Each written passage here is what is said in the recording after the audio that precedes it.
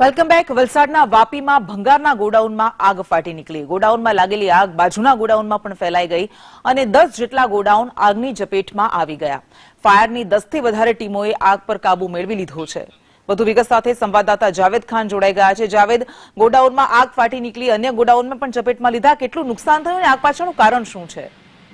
જી, વહેલી સવારે એક ભંગારના ગોડાઉનમાં શોર્ટ સર્કિટના કારણે આગ લાગી હોવાનું ફાયર વિભાગના કર્મીઓ અનુમાન લગાવી રહ્યા છે। તો એક જે ભંગારનું ગોડાઉન છે, ધીમે ધીમે 10 જેટલા ભંગારના ગોડાઉનમાં જે છે આગ પસરી હતી અને આગને કાબુમાં મેળવવા માટે દાદરાનગર હવેલી, દમણ, વાપી અને આજુબાજુના જે ફાયર ફાઈટરો છે, સરીગામ, એ તમામ ફાયર ફાઈટરો પહોંચ્યા હતા। 10 થી વધુ ફાયર ટેન્ડરો જે છે વહેલી સવારથી અત્યાર સુધી આગ પર કાબુ મેળવવા માટે ભારે જહેમત ઉઠાવી છે। ત્યારે રહેણાંક વિસ્તારમાં આવેલા આ કરવડના જે ભંગારના ગોડાઉન છે, જે વહેલી સવારે આગ લાગતા લોકોની ઊંઘ ઉડાડી હતી અને લોકોના જીવ ટાળવે ચોટ્યા હતા। અગાઉ પણ આ વિસ્તારની અંદર ભંગારના ગોડાઉન ઉપર તંત્ર દ્વારા કડક કાર્યવાહી કરવામાં આવી હતી, ત્યારે હજી પણ આ જે છે જીવતા બોમ્બ સમાન ભંગારના ગોડાઉન સામે કાર્યવાહી થાય તે જરૂરી છે।